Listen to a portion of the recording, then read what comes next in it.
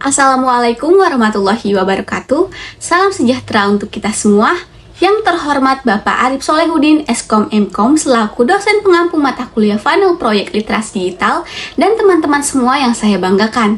Sebelumnya, perkenalkan nama saya Siti Maulida dari kelas 4C dengan NPM 221063108091. Langsung saja yuk kita simak pembahasannya. Nah, kali ini saya akan membahas tentang pentingnya beretika di media sosial dalam mencegah cyberbullying. Sebelumnya, apa sih itu etika? Secara etimologis, istilah etika memiliki akar dari dua kata Yunani, yaitu ethos yang merujuk pada sifat, karakter, kebiasaan, dan lingkungan yang biasa. Sedangkan etikos yang berarti moral, kesopanan, dan tindakan baik. Dari sini, kita dapat menyimpulkan bahwa etika berhubungan dengan karakter seseorang yang mencerminkan perilaku yang benar. Menurut Aristoteles, dia menggambarkan etika sebagai kebijaksanaan praktis atau kebijaksanaan dalam bertindak yang sesuai dengan kebenaran dan rasionalitas demi kebaikan seseorang. Selain itu, berbagai ahli telah memberikan pengertian etika, seperti Haryat Moko 2007 yang mengaitkannya dengan norma sosial dan adat kebiasaan manusia dalam menentukan nilai-nilai moral. Nah, etika dalam penggunaan media sosial mencakup tindakan individu dalam ruang digital yang juga mencerminkan pertimbangan akan moralitas dan nilai-nilai yang dijunjung tinggi. Individu yang beretika dalam menggunakan media sosial biasanya menunjukkan sikap hormat dan toleransi terhadap pandangan orang lain, mencerminkan norma-norma sosial yang dianggap baik di masyarakat. Nah, berikut ini merupakan fungsi etika bermedia sosial. Yang pertama, menjaga kepedulian terhadap perasaan orang lain agar tidak terluka atau human learning.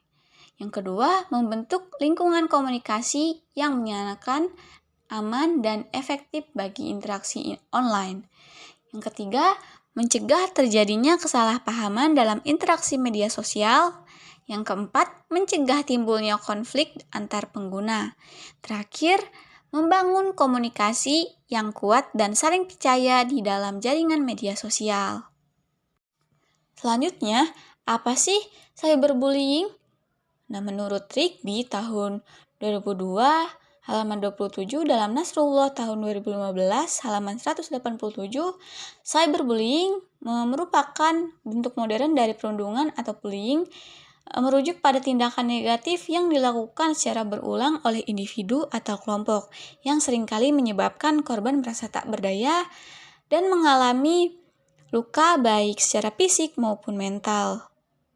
Nah, jadi penting bagi semua orang untuk waspada dan mengambil langkah-langkah untuk mencegah dan mengatasi cyberbullying ini. Selanjutnya ada jenis cyberbullying.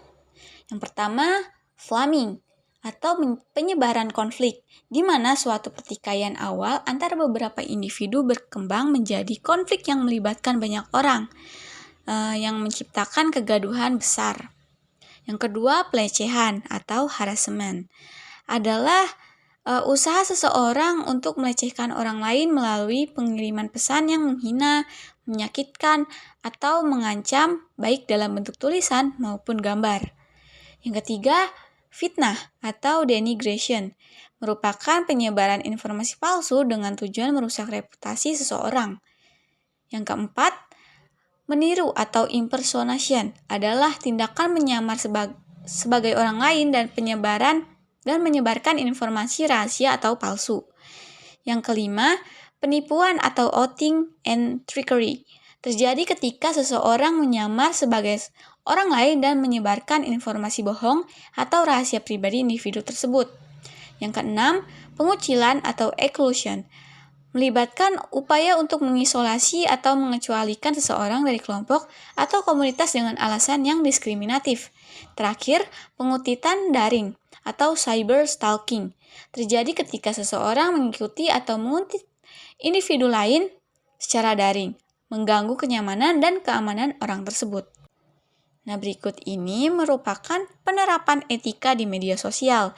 Yang pertama, tidak menggunakan kata kasar, provokatif, porno, ataupun sara. Yang kedua, tidak memposting kabar hoax atau bohong. Yang ketiga, tidak membagikan artikel atau gambar yang bukan miliknya sendiri dan memiliki hak cipta. Terakhir, memberikan komentar yang relevan.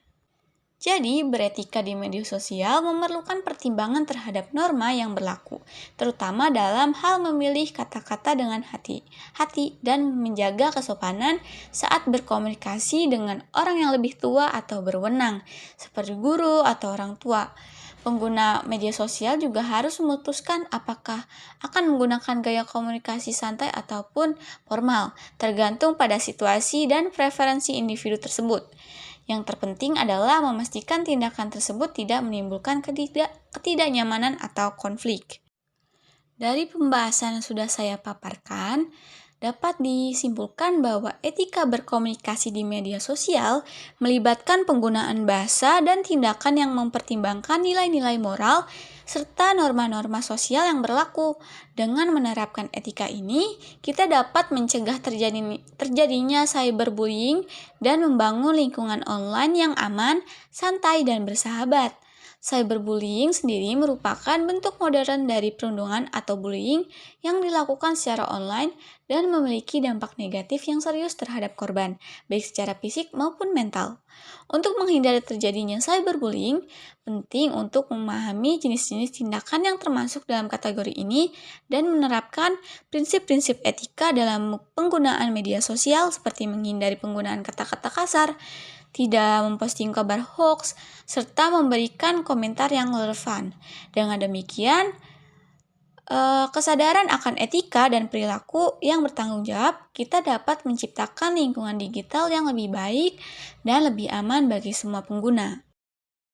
Nah, itulah pembahasan yang bisa saya sampaikan. Saya harap dari pembahasan materi tadi dapat teman-teman pahami dengan baik.